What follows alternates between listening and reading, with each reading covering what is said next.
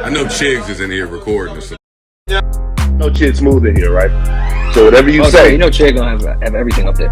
whatever you say, Chid's gonna be on YouTube with it, man. The worst enemy to have is an enemy with a lot of time. Tyrese right now has a lot of time and he's making DJ Envy pay for it. Now their back and forth has continued. For some reason, Tyrese was really not a big fan of Envy having his wife call into the radio station. Something about that moment really struck a nerve with him, so much so that he's been carrying on and referencing to that moment. Yes, the infamous "Are we on the radio" moment. Now if you guys have been keeping up, the last thing I reported was that Tyrese was planning to write a love letter to Envy and his wife. Well, today, Tyrese has started. Now, I'm gonna play this clip shortly for you guys, but Tyrese said in the caption, "Since we out here trying to go viral, threatening live on the air, let's unpack this all. However way you and y'all respond, I'm done. Have fun. Milk it into the ratings and more blogs. What I'm never gonna do until I take my last breath is let anyone question my integrity, attack my character, and be out here reckless on some random fuck shit. I would strongly suggest you tread lightly. I don't do cease and desist letters.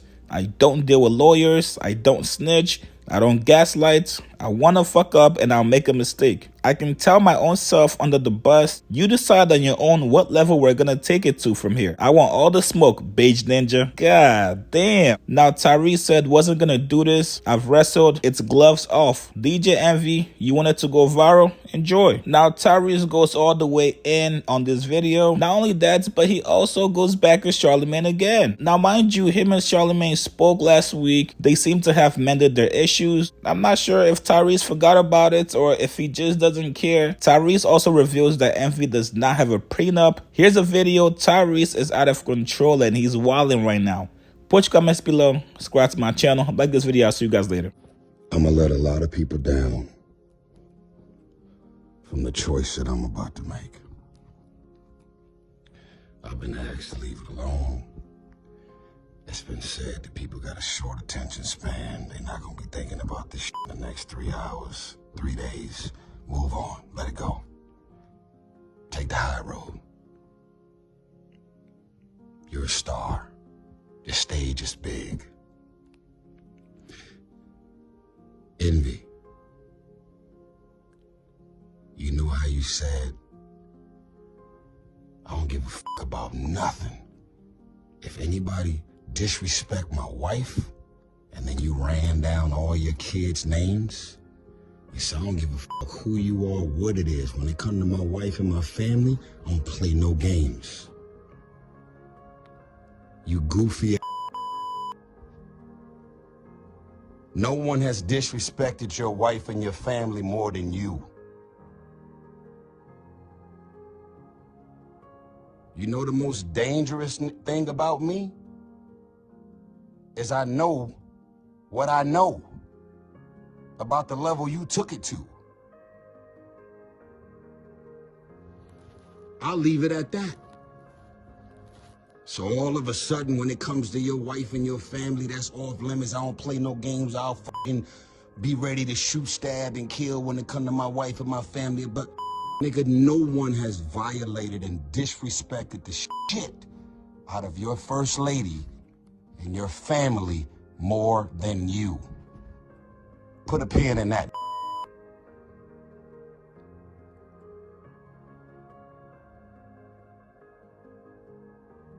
I'm not on the air, am I? Yes, you're on the air. When you called, she answered because you called her from the hotline number at the radio station. That's how it works. Everybody can see through the. Let me explain something to you, sir. Any real man who's ever been married, got a fiance, a girl, a baby mama, most real men, most don't play no games when it comes to their girl or their wife ever being disrespected or violated by another man. Y'all's story is all over the place. It's so all over the place that y'all don't even realize that what you said at 501 is very different than what you're saying at 503. DJ Envy, you know how much your net worth is, right? You know you don't have a prenuptial agreement in place, right? You know you got about 6 or 7 kids, right? You know that everything about everything pertaining to your world was about to come crashing down. And for some random, strange, odd, unexpected reason, I did exactly what God told me to do. And they say that no good deed shall go unpunished. And I'm experiencing this right now in real time. You know why your wife called into the airwaves, bro? Because you got exposed in your living room. When I said, how convenient, you could not sit there and look me as a man in my eyes and tell me with real honesty and integrity why my divorce has been a mockery and a funny joke and a topic of discussion at the Breakfast Club. You and Charlemagne talking about mental health awareness. Are we gonna be advocates for mental health awareness, or are we out here trying to f people mental health up because you're giving out donkeys of the day and attacking people and going into people's issues and breakups and marriages and financial traumas and all of the things? Yeah, you got a job to do, I got it. You're in radio, you got to report the news, I got all that, I got it. But you cannot be pumping and perpetuating mental health and mental health awareness and then be out here fucking people mental health up. I don't have mental health issues. I had a mental health breakdown because I was given psych meds that had extreme adverse effects. If I'm in a studio and smoking weed, you'll see me sleep on the couch. I don't smoke, I don't drink, I don't do anything. Anything that has to do with me being exposed to anything, I'm be wiped out. You got a bottom line about never disrespecting your wife and never disrespecting your family. That's a general consensus. I think every man in the world feels that exact same way. But actually,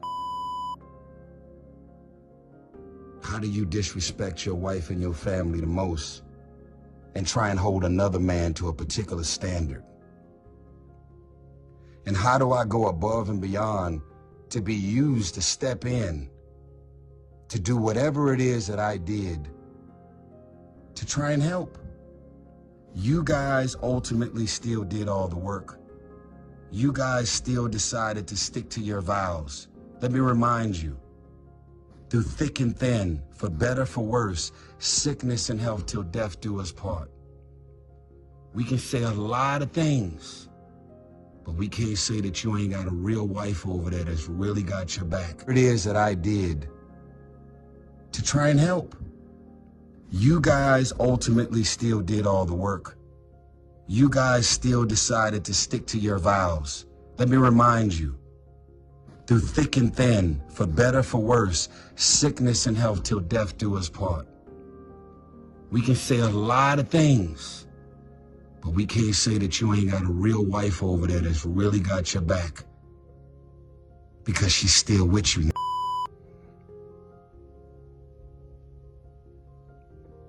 Ponzi scheme, stealing all this money from all these innocent people, that ain't got to do with me.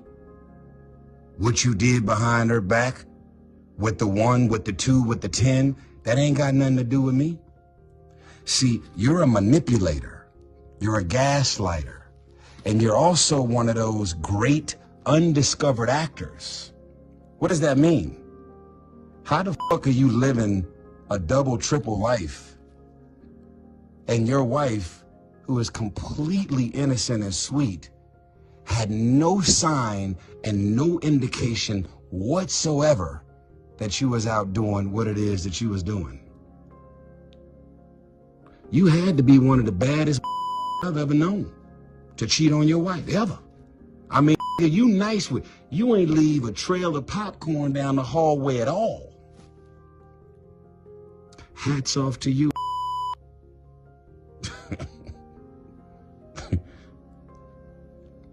Let's unpack this last thing. One of the other things that was mentioned, well, two of the other things that was mentioned, and then I'm done. There were nights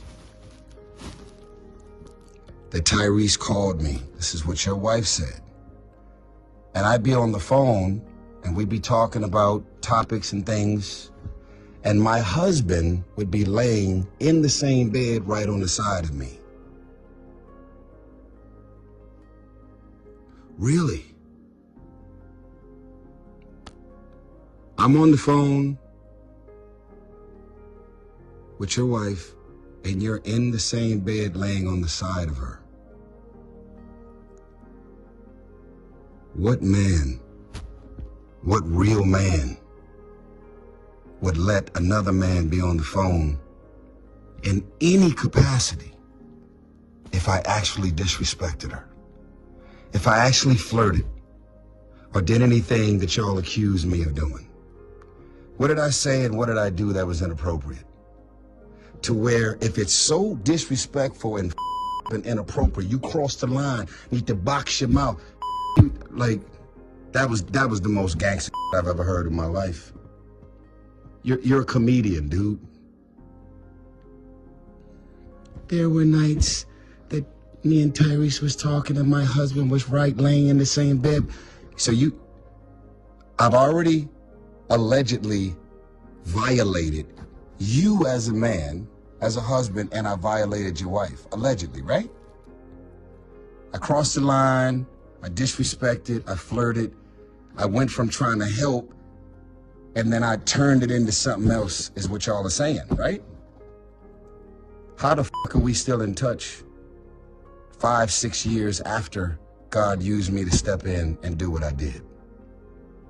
It ain't adding up, bruh. And y'all ain't got no responsibility to me.